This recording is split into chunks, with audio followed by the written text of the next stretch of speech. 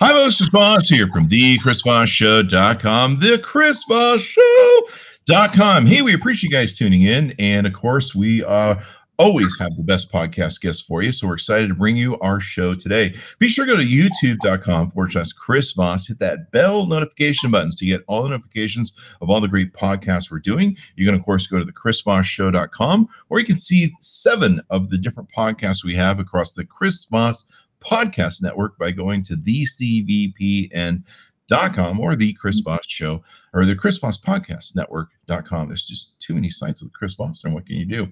Anyway, I appreciate you guys tuning in and subscribing to the show. So be sure to tell your friends, neighbors, relatives, and all that good stuff. Today, we have the CEO, David Vaskevitch of Mylio. And this is a photo app management software. And he's with us today to tell us more about him and his company and what he does. Welcome to the show, David. How are you? I'm great. How about you? Awesome. Awesome sauce. So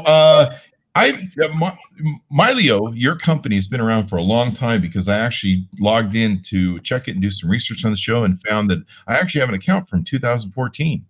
Wow. Yeah. I think I saw you guys when you first launched, probably back in the day, because back then I was doing a lot of reviewing and all that sort of good stuff of sites and things. So tell us a little bit about yourself, how you got this started, or what brought you here, and let's talk about your company. Okay. Well, talk about a long time. I started writing software in '66. Now that's 1966, not 1866, but it's still a long time ago.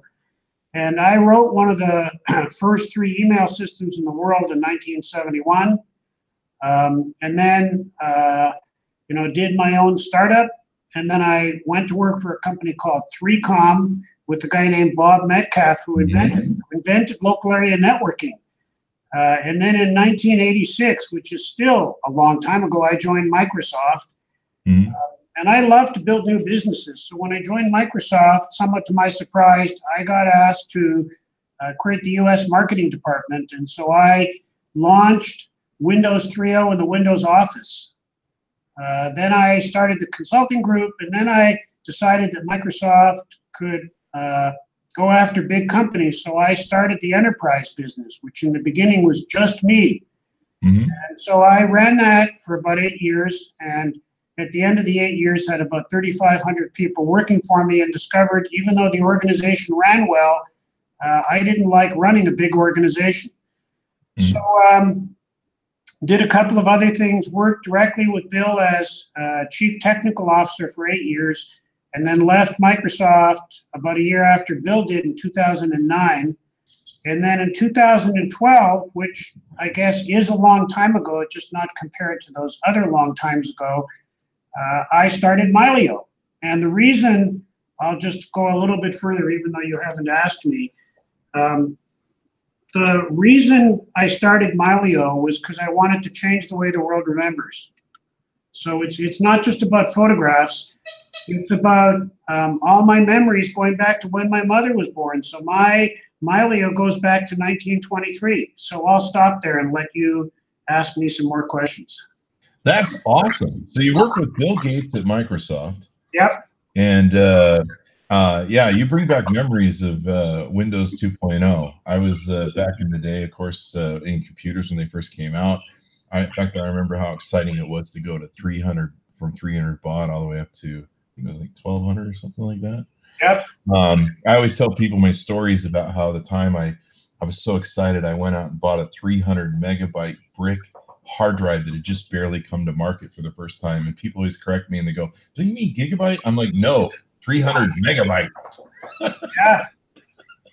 Well, the first computer that I programmed on had an enormous hard drive. It was 10 megabytes.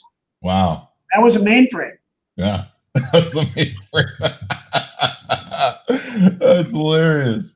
Oh, man. We've come a long way, baby. We've come a long way. So you've got an extensive experience in computing, doing all this sort of stuff. And when you started Mylio, what year did you start Mylio exactly? Mylio. 2012. And then, so basically you saw a space where people needed photo management software, and you saw it was a thing that could take and do all that and everything. What makes you guys different than a lot of other, say, photo management software companies out there? Well, one thing that makes us different is we don't depend on the cloud. You can use the cloud if you want to, but you don't have to. Nobody else does that anymore. So that's one big difference. Another thing that makes us different is today we do photos and videos, but we're in the process of starting to do documents as well. So when I carry around my iPad or my phone or my computer, I have all my memories on it. That's all my photos, all my videos, but also every presentation I've ever done, every Word document I've ever written. It's all there at my fingertips all the time. So that's another thing that makes us different. Another thing that makes us different is the focus on memories. You know, we're not just focused on, here's a place you can put all your pictures and get them back. This is about the structure of your life. So, you know, when I think about, like my father died in a plane crash in 1966, I never used to be able to remember when it was. But when I look in my life calendar, it shows me events going back to 1923 when my mother was born. And for that particular year, there's a headline picture and it's from the crash. But when I look in the event, which is the crash, I not only see photographs, I see, okay, so this is interesting. So my sister who lives in Toronto, completely non-technical. So about a year ago, she got an email from the Boeing engineer who was dispatched to the crash site. Wow. It was his trip report from 1966. Holy crap. So I got this trip report. I'm sitting in a meeting and I'm busy and I see it come in my inbox, and with 3 keystrokes, I send it to my Mylio. Now I sent it to my Mylio on my computer and then I forgot about it because I was busy. Now I'm on an airplane. The airplane has no internet connection and I don't have that computer with me. It's a desktop computer. It doesn't matter. All of my Mylio devices talk to each other, and everything one sees, the other ones get to see automatically. So I happen to have an iPad and I say, wait, I wonder, and you know, the document was already titled and dated and all that. So I go back to the event in 1966 and there's a new thing in there. It's the PDF document. And a couple of minutes later, I'm reading the trip report. Wow. And then the guy on the plane next to me is wondering why I'm in tears. Wow. That's a heck of a story. It's amazing how these different pictures formulate the true whole story of what we do. Can you give people who aren't familiar with your company like a broad overview of what you would say it does? Yeah, so the easiest way to explain it is, let's start with photographs. The reason we started with photographs is that, like when a house burns down, the thing people always run back in to get out is the pictures, because those photographs are the closest thing we have to our memories, and they remind us of things. And if we lose them, they're gone. So, and then the other thing we know is true is if somebody has a big hard drive, let's say over 500 gigabytes, which these days isn't that big a drive, 90% of the data, and I know this from instrumentation, 90% of the data will be photographs. It could be videos as well, but it won't be anything else. Like, you know, email messages don't take any space, documents don't take any space. So, and we know that in the base of 1.3 billion computer users, personal computer users, 500,000 of them have over a terabyte of data. It's all photographs. So the reason we started with photographs is we thought if we could help people manage and organize their photographs better, that would be a real running start at organizing the memories of a lifetime. So that's what we did. So we started in 2012, and we made a couple of counter-cyclical bets. So like this was going against the received wisdom. So in 2012, everybody else in the world said, the first thing you do is you put everything in the cloud. Okay. And then the second thing, this is a little bit technical, is there was a big bet against databases. There was a movement called NoSQL. Maybe most of your listeners will or won't follow that. But we decided we were going to go in the opposite direction. We said, you know, smartphones are getting more and more capable. Like Samsung just announced the Galaxy S10. And one of the more interesting parts of that announcement is you can now buy a Samsung Galaxy S10 with a terabyte of storage. A terabyte of storage.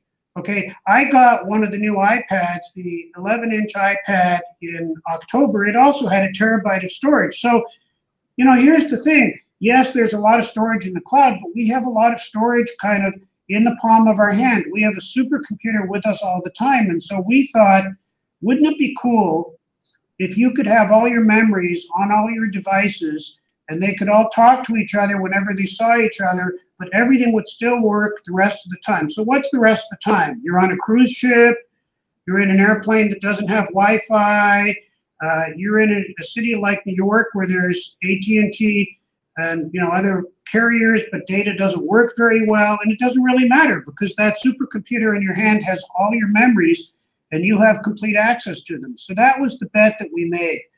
And it turned out that building this was much harder than we thought, so we kind of introduced it to the world in 2014, and then we've been dark and silent since then, and we're re-emerging from that darkness and silence as of New Year this year. And one of the things that's happening is Seagate now makes available a version of Mylio with every one of the new drives they ship. So they're going to ship 10 million of those a year, and 10 million people will have a chance, will get introduced to Mylio, and we'll have a chance to get basically a version that would otherwise cost them $50 for free for the first year. But so what makes us different? I'm going to come at this another way. So I think there are sort of three categories of people in the world who have photos. Okay, there's a fourth category. There are a lot of people who don't take photos, don't have photos, don't care. But let's say there's at least 2 or 3 billion people who take photos all the time, particularly since phones take such good photos. So at the low end is a category of users, because a lot of your listeners are going to say, well, why don't I just use Google Photos? Or I have an iPhone and a Mac and an iPad, and by flipping a single switch, I can use iCloud Photo Library. Why don't I just do that? And it depends on what your needs are. If you want to have everything done for you, if you don't want to have any control over the organization of your memories, and if you don't have a camera, if those three things are true, I encourage you to use Google Photos or iCloud Photo Library. They're both fantastic products, and we actually can't compete with them in terms of simplicity and ease of use. Like the simplicity and ease of use of iCloud Photo Library is you flip that switch and you're done. Yeah. Your pictures are in. You have to pay for the Apple Cloud storage, but your picture, you're done. And even if you buy an Android phone or even an iPhone, and you just install Google Photos, which will come on the Android phone, but you have to install it on the Apple phone, you're also done. All your pictures are there in the cloud. They're not going to get lost. Now, there's a separate issue about privacy and security that I'll get to in a minute, but for simplicity and ease of use, I really recommend those solutions. Then at the high end, there are people who take pictures and spend forever working on them, and they use Adobe products. So they use Lightroom and they use Photoshop. But there are a lot of people in the middle, like, the couple who just got married and they're about to have a child and they bought a camera because they want to get better pictures. And yes, they take most of their pictures with their phone, but they also take pictures with their camera. And they want to have a little bit of control over the organization of those pictures. They make books, they create posters, they create birthday party cards. And so when they look at the Adobe products, they're too complicated. I mean, they're great products, but they're, of the 7 billion people in the world, there are about 6 million Adobe customers, and you can work that out as a percent. It's a good business, but they want, like in the Google world, you can't use folders. You can't use keywords. There's just a lot of things you can't do. So what we do is we give you a way of having a little more control over the structure of your memories without getting complicated. Okay, so that's the first thing. Okay, I want to stop there because I want to say a second really important thing, but I want to make sure this first one makes sense. Okay. Am I making sense so far? You certainly are. Okay, so now I'm going to come at this from two different directions. First, I want to talk about privacy for a minute. So let's suppose that you make most of your money off advertising, like Google does, right? Mm-hmm. Most of your money means over 90%. No matter what else they sell and do, which are big businesses, 90+% of their revenue comes from advertising. So if I'm in the business of selling advertising, and the thing I want is to be able to help advertisers target their ads. Like, that's why people go to Google. They reach people, and the money you spend goes to people who are really interested in what you're selling. Yeah. So if I said to you, hey, you can only have one thing, you get to pick it, but what's the one thing that would give you more information about me and every other person in the world than any other information source you can get? And there's a single answer, and the word is photographs. Yeah. If you give me your photographs, I'll know whether or not you're married, whether or not you have children, what you like to eat, what you like to wear, where you live, what kind of furniture you have, what vacations you go on, what car you have. I mean, there's nothing about you I won't know. And here's the thing. Google doesn't have to give your photos to anybody. Although when you read the terms of service, they make it clear that once you put your photos into their system, they're theirs. They're still yours, but they're theirs too. They don't have to give your photos to anybody. They just have to figure out all that stuff about you, and then they can grow their advertising business. Yep. So I wonder why Google Photos does all that work in photos. So, so one thing I'll say is that if you're looking for a solution which doesn't depend on putting your pictures in the cloud and still allows you to have your pictures on all your devices, work in them whenever you want, all that kind of stuff, there's one man left standing, and his name is Mylio. Cool. So we give you three choices in that domain. The first is don't put any of your pictures in the cloud. That's me. I have 2 copies of my originals at home on discs. Now, by the way, let's say you have 3 or 4 terabytes of pictures. That's a lot, right? You can go out and buy a Seagate 5 terabyte drive for $100. So what I do is I have 2 of those drives at home and 2 of those drives at work, and then Mylio keeps them in sync automatically. I used to spend a lot of time on backup. The number of minutes per month that I spend on backup is now 0. Mylio does it all for me. Okay, so that's your first choice is don't put pictures in the cloud. It won't matter. You'll still have all the same benefits. Then we give you a second choice. If you say, but I want a copy of my pictures in the cloud, which some people do, we let you pick which cloud you go into. So like Apple will let you pick as long as it's Apple, and Google will let you pick as long as it's Google. Today we support Amazon, and we support Google, and then over time we're going to add more. The reason we like Amazon is if you're a Prime member, you get unlimited storage of all of your photos for free. Now, Amazon likes to advertise also. They want to know what they can get you to buy, but it still doesn't matter. Free is a good offer. And then we offer a third choice that nobody else does. Put all of your pictures in the cloud and we'll encrypt them for you. Yeah. Now they're in the cloud. I will say if you do that, they're no longer free because they don't look like photographs to Amazon. But they're in the cloud and they're protected in the cloud, and you don't have to worry about Amazon or Google looking at them. Okay, so that's a point I don't want to. I really don't believe people should buy Mylio just because we can encrypt your pictures in the cloud, but it's kind of a cool thing we do. It actually is pretty cool because, I mean, there's been like movie stars and other people. I know there's people that are concerned about other people getting access to their videos and stuff. Yeah. I think it's a wonderful feature.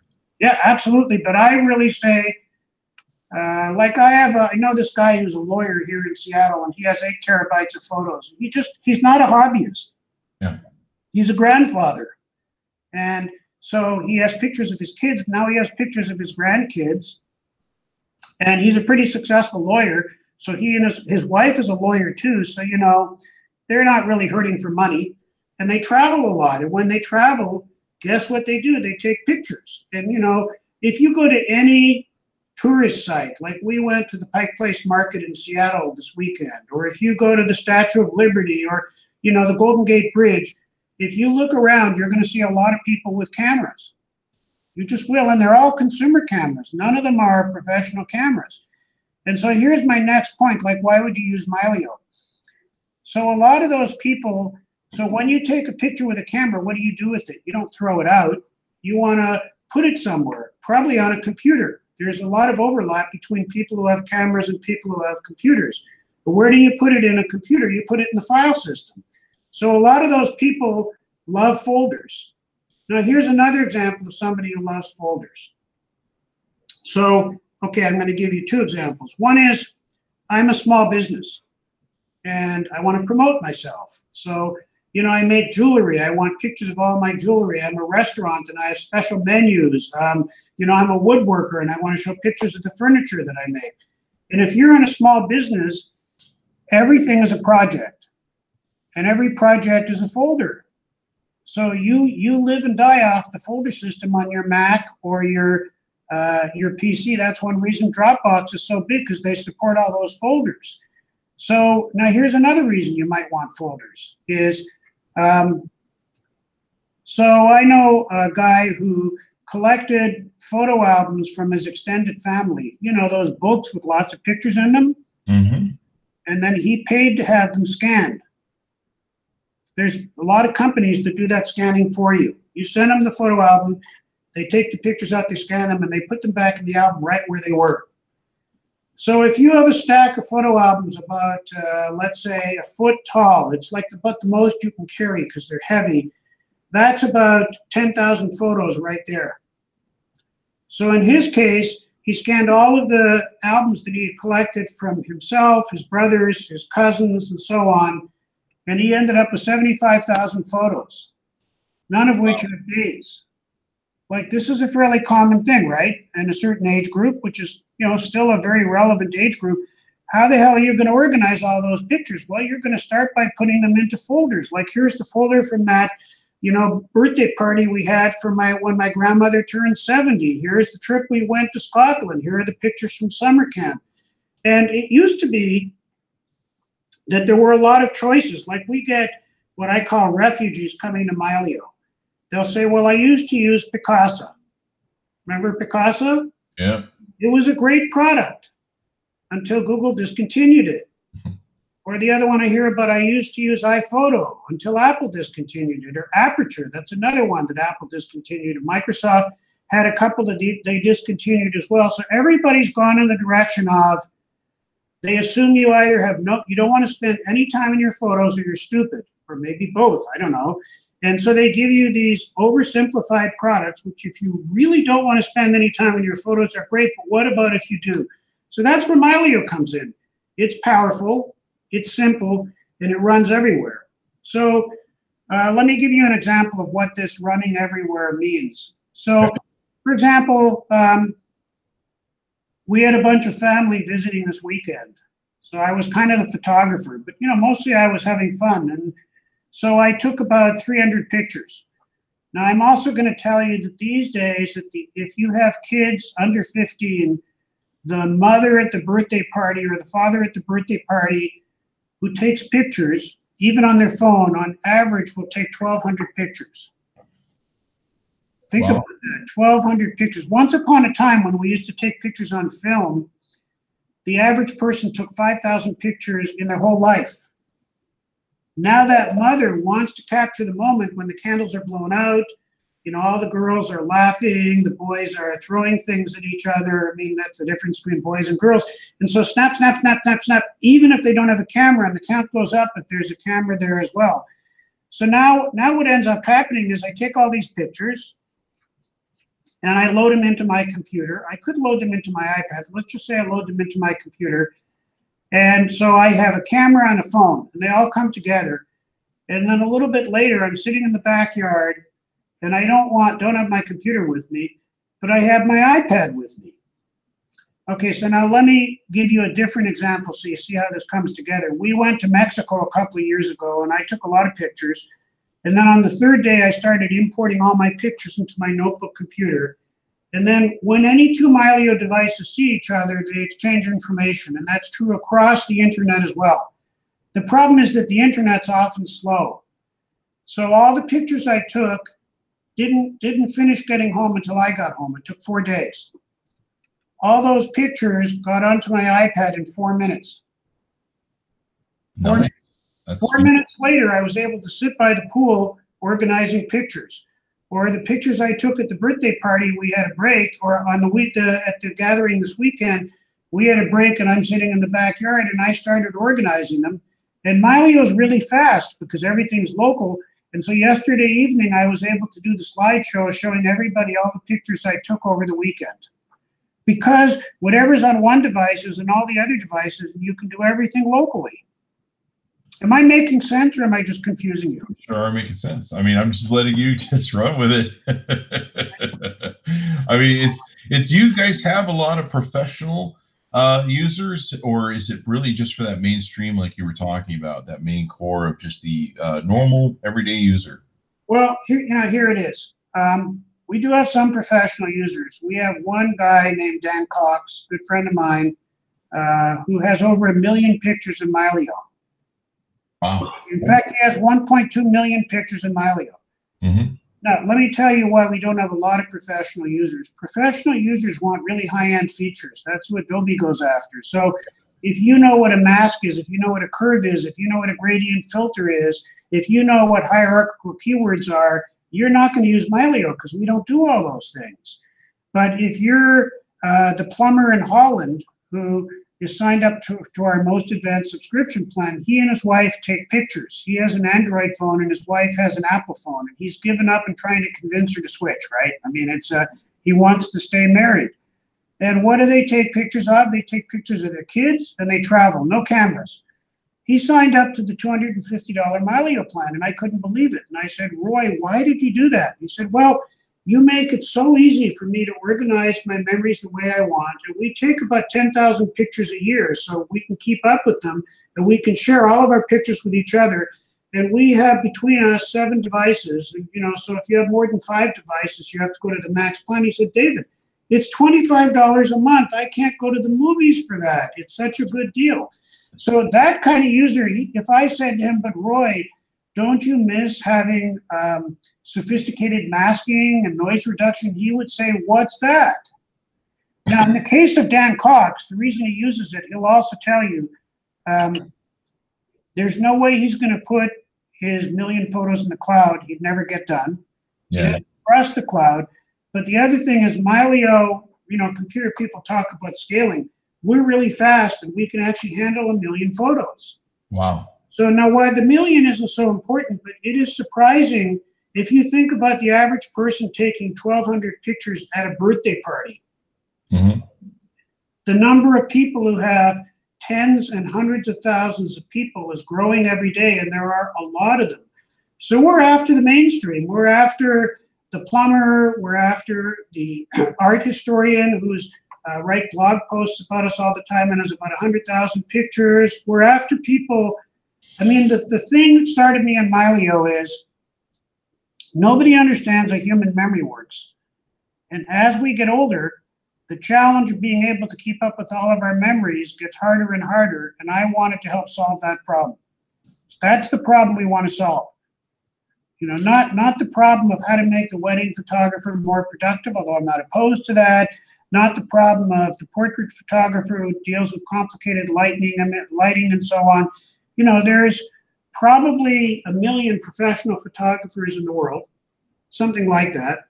And there are probably 1 to 2 billion people that we'd like to reach who care enough about their memories that they want to have some degree of control over organizing them and want to be able to keep them private and have them with them all the time.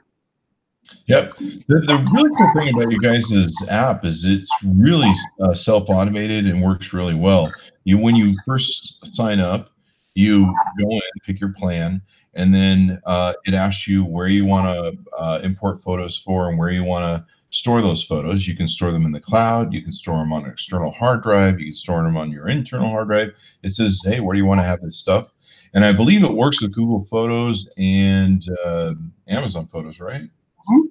And so one thing that's really cool is it stores all the, of course, metadata, the EXIFs, especially if you're like a photographer like me dealing with raw photos. That data is pretty important.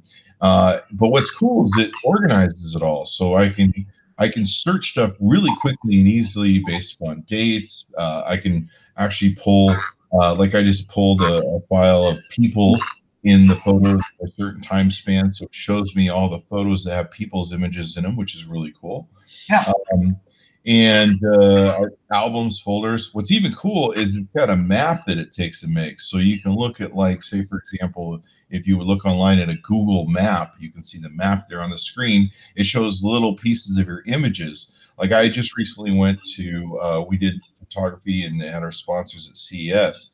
And so I loaded up the CES pictures we took, and it's really cool. I can look at the map and it shows all the different photos at the hotels that I was at. So there's one for the Hard Rock, for Herman Cardin stuff in Kingston, and there's one where I'm at the main show at CES. And then of course you can delve into that data and your times and everything else. But really cool to just kind of be able to identify and easily. I mean, I don't have to sit there and wait for a load up time. It's like, boom, here's your stuff. We indexed it. It's ready to go. It's really easy searchable, and I can create different tags. I can create different filters to take and find my data. And you're right. One of the problems I have as a photographer is I have stuff all over the place, and my kids are my dogs are my kids. So there's like 5 million photos, and it's a nightmare to go through all my photos to find my dogs that have since passed and try and get all their photos into their dog photo thing, because it's just everything's spread out. There's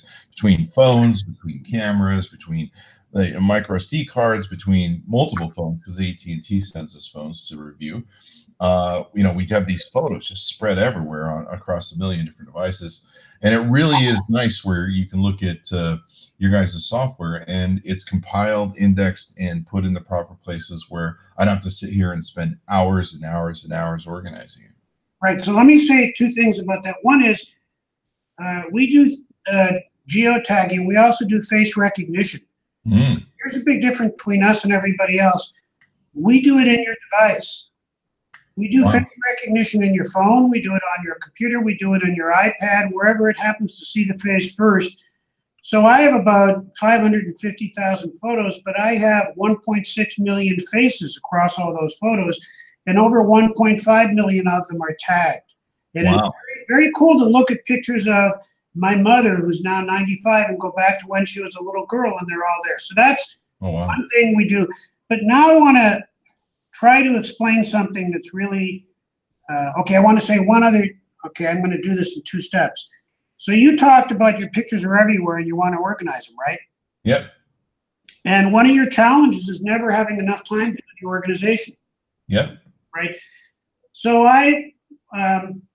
this is a case study. I can't tell you the person's name, but she was a pretty well-known editor.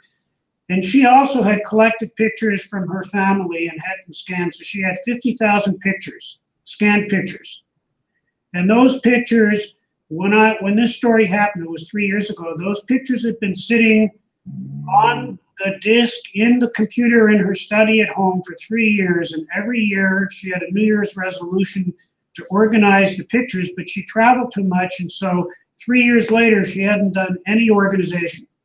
You with me? Yep. Okay. So here's something Mylio does. So how many pictures do you think you have? 100,000, 200,000, 500,000? Probably about 100,000. Okay. We're right there.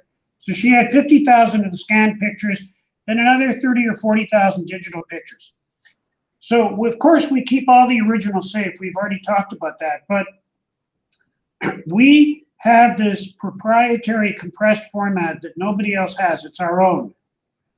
So we can take a raw image, let's say from a Sony A7R3, which is a cool pro camera, but it's also a great consumer camera. It's 40 megabytes as a raw image. That's a big picture, right? Mm-hmm. When we're finished compressing it, which it's invisible to you that we're doing this, that image is under 1 megabyte.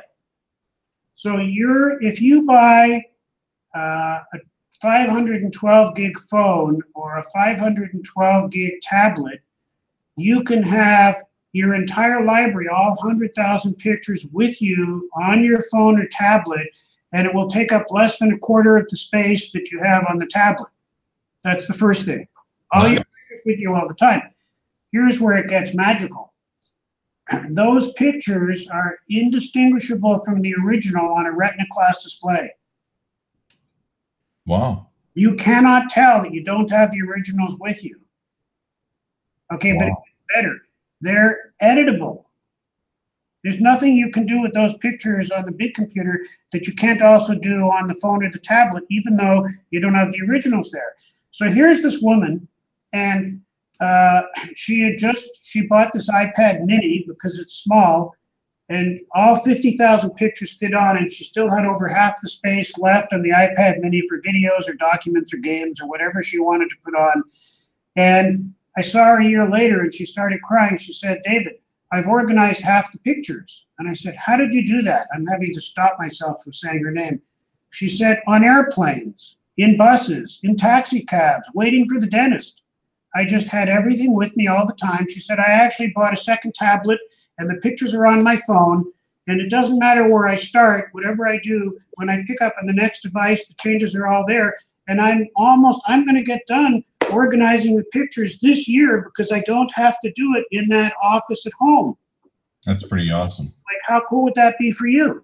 It would be awesome because organizing them is a nightmare. I have to go through them, and they're like events that we have with sponsors, and we go to like CES, and we're sponsors, and also we hang out with friends, and I don't want those photos mixed up. Like I say, AT&T sends us phones, so there's like 4 or 5 phones that I'm testing at any given moment. And I'll take pictures of my dog on this phone, take pictures of my dog on this phone. After a couple of my dogs have passed, I've tried to, shortly after their passing, try and compile all of their photos so I can, make sure they're real secure and stored in a location that I know they can't be lost from. And trying to pull them all is just a nightmare. I mean, there's sometimes up to a year where I found a Microsoft or a MSD card or MS card and gone, holy crap, there's photos of my dogs on here that I had no idea. So being able to pull that all into one place and have it searchable and savable and secure is really important to me. So that would be awesome. Yeah. You need Mylio. Okay, now I want to tell you this one last thing. So this is a new thing. Everything I've told you so far, we've had for a long time. And I mean, now that we're coming out and letting people know about it, we hope people will discover Mylio and discover how I think it's cool, but I'm kind of biased. But so if you're like me, clearly you travel a lot, you have animals and kids, and you take a lot of pictures. And so I'm guessing every time you take a bunch of pictures on a trip or at a birthday party or the dogs are doing something or other, they each go into a folder, right? So you have this folder structure, like me, with like probably hundreds, if not thousands of folders. And if you wanted to find the pictures from that ski trip you took 3 years ago, I don't know if you ski or not, you probably could find it, but you might take a few wrong turns down the folder tree in the process of doing it. So you probably have a lot of pictures that are there. You haven't lost them. Mylio's protecting them. They're on all your devices, but you just don't show them very often. You know what I mean? Mm-hmm. Okay, so now picture, this is a new feature, and it's a colleague of the file system. It's a friend of the folders. It's not a replacement for them, although some people use it that way. And it's called the Life Calendar. So I wish I could show you this. Like if this was live, the number one thing I would show you is the Life Calendar. So I'm going to say, first of all, like everybody has some kind of a calendar view. Apple has this one view where if you back out to the level of a year, they'll take all the pictures you took into a year and compress them down really small so they all fit into a view of the year. Like you can't tell which picture is which. It's kind of interesting that they can do that. Our calendar looks like a calendar. Okay, so it sounds like a small thing, but it's unique in one way. So it has a month view, which shows you the days of the month. And then it has a year view, which shows you the months of the year. And then like no other calendar, it has a decade view. Why the hell would I need a decade view? Because when I start scrolling back in my life calendar, I get back to when my father died, I get back to when I was born, and then you keep going back. But David, you're not that old. I get back to when my mother was born. Okay, but here's where it gets really interesting. So we connect the calendar to two things. We connect it to your real calendar, Outlook or GCal or iCal, and we pull in all the events automatically. Wow. So if you went on a ski trip to Tahoe 3 years ago, you look in the Mylio Life Calendar and suddenly the ski trip is there. And when you tap on the event, the pictures from the ski trip show up. Wow. Okay. That's awesome. Now, but here's the one that's even more interesting. So what I'm doing now is I'm going through my folders, the thousands of them. And as I get to each folder, I spend like 2 minutes making sure I really want to do this. I flip a single toggle and that folder shows up in the calendar. Wow. So now if you ask me when was the first time I went to Africa, I can look back in the calendar. The title picture from Africa actually shows up, but so does the event. And when I tap in that event, I go into that folder. Wow, that's awesome. It's a way of bringing your folder system back to life, and the folders are still there. Mm-hmm. And so I noticed too that it can, like, if it copies something to where I want all my photos stored, it will automatically delete the original file, and the files are moved to the place that I need them moved to for my storage. That's pretty cool. So it saves you all the time. You know, my biggest problem I have is, like, if I do an event, we use the phones a lot nowadays. So we got to pull the micro SD or the card out of the phone, put it into the storage unit, copy it over, wait for that thing. Then we got to put the thing back. And there's a lot of time wasted moving photos around. Editing is just a nightmare. I mean, I've got 2 hard drives of stuff that just still need editing, and putting this here, putting that there. And I'm, of course, manually doing it. And the time that I'm wasting and the fact that it's not getting done for years now, just is a testament to the fact that I need a service kind of like what you guys are doing. Yeah, you need Mylio. There's no question about it. Yeah, most definitely. So what else do we need to know about you guys, what you guys do? You know, I think you've got the picture. The one thing I'll add is, so today we're about photos and videos and memories. Mm-hmm. So today we also do PDFs. That's how that trip report got in there. Yeah, I noticed you guys have got documents now and other stuff that people can do in there. Yeah, and then in the spring, we're going to have support for Word documents, Excel documents, and PowerPoints, and text files. So that's, for most people, that's all the kinds of documents they could need. Now you can have everything in one place. You don't need Dropbox for your documents and something else for your photos and something else for your notes. It's all in one place. Now here's an interesting little story about how that works. You know, it goes with the other story. So I'm in Istanbul, and I tend to turn data off on my phone because it's so expensive using data abroad. And I have this Sony camera. I love Sony cameras, but, you know, I've shot other cameras too. And the focus switch for this particular camera is in the front, but I didn't know that. So I bumped it, and all of a sudden, autofocus is turned off. Like, what am I going to do? I'm in one of the prime places I wanted to go, and every picture is blurry, and I'm not going to start doing manual focusing. What am I going to do? Well, it turns out that all of my manuals are in Mylio, and I have my phone with me. That's all I have is my phone. Mm-hmm. So I go into Mylio, and Sony has this magical system for naming cameras. They have the stupidest, okay, I'm going to get into trouble. I think they have the stupidest names in the world, although maybe other camera manufacturers are just as bad. So this particular camera, which I love, is called an RX10. I mean, doesn't that get you all warm and tingly, RX10? So I look in the camera, and it says it's an RX10. I go to Mylio, and I type in RX10. Remember, I have no data connection. Now, this search takes, I'm going to get technical for a minute, 497 milliseconds. That's less than half a second. You can't time it. Wow. I type in RX10, and the manual for the camera pops up on the screen, and I go in and read the manual and figure out how to fix it in 3 minutes, all of which is reading time, and I'm happy. That's awesome. So if I'm sitting beside you on a plane and you say, do you ever do presentations about Mylio or about some other topic? Yes, and they're all, if I'm the guy, I'm a real estate agent, you want to know all the houses I'm showing, all those pictures, but also all the data sheets, all the descriptions, they're all with me all the time, organized the way that I want, and it doesn't matter if I have an internet connection or not. So that's where we're going, is all your memories, everything, everywhere, all the time, protected. That is awesome. And protecting those memories is so important. I've had 2 hard drives fail on me. And I'm not sure if we're going to get the photos back, but they're of my past dogs. So the photos are pretty finite in their ability to ever be replaced.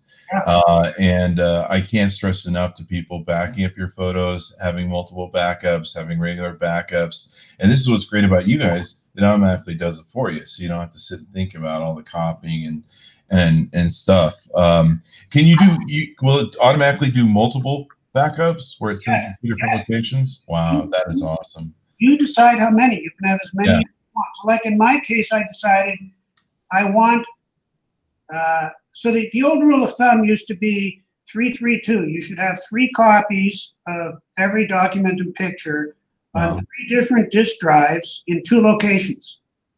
Now, one location could be the cloud, but remember, I don't trust the cloud. So I have all my pictures on 2 disks at home and 2 disks at the office. Okay, now all you have to do is set that up one time, and then you can forget about it. Whenever you take pictures, so we call the places where the originals are a vault. It's just a designation. Mylio will automatically say, wait, a new original. I have to get it to all 4 vaults. Oh, a new original. I have to get it to all 4 vaults. And you just don't think about it anymore. That's nice. Last year, I've had 5 drives fail. Wow. And I never think about it. I replace the drive. It takes Mylio a while to repopulate it. I don't think about that either. So I have that complete protection. And the best part is I just don't have to think about it. I have the peace of mind, both of having the protection and of not having to remember to do this tedious task. Yep. So if you're trying to save your photos and do it in an efficient way between all the different devices you have, or if you're trying to just back stuff up and get it organized, I mean, I've spent probably, I don't know, hundreds of hours trying to organize my photo thing, and there's probably hundreds of hours left if I don't do something about it. David, tell us where they can find you guys on the internet and get signed up to check out your service. Okay, so it's Mylio, www.mylio.com. So, okay, if you start on a Mac or a PC, you go there and you download. If you want to learn about the product, you start there and you read about it. If you want to get the product on your phone, you go to either the Apple App Store or the Android Google Play Store. I mean, what a surprise. Yeah, that's where you find us. Nice. That's awesome. Well, we really appreciate you taking some time to spend with us here, David. Thank you very much. We really appreciate it. And those of you who are listening in the show, be sure to go to their website, check it out, and all that good stuff. We certainly appreciate you guys. Can I say one last thing? Go ahead. Sure. So we just did this deal I talked about with Seagate. And so we have a free version of the product, which is up to 25,000 pictures and up to 3 devices. Which for a lot of people is all they need. And then we have 2 paid plans, a $100 plan, which is up to 100,000 pictures and up to 5 devices, and then an unlimited plan that we call Max. That's $250. You can have 1 million pictures, you can have 20 devices, but now there's a new plan. If you need a disc, if you go out and buy one of the new Seagate discs that they announced at CES, when you register the disc, there is a plan called Mylio Create, which allows you to get all the features, including raw editing, 50,000 pictures and 4 devices, and the first year is free. So that we used to have that as a formal plan. It's basically a $50 value, which you get for the price of the disc. That is awesome. That is awesome.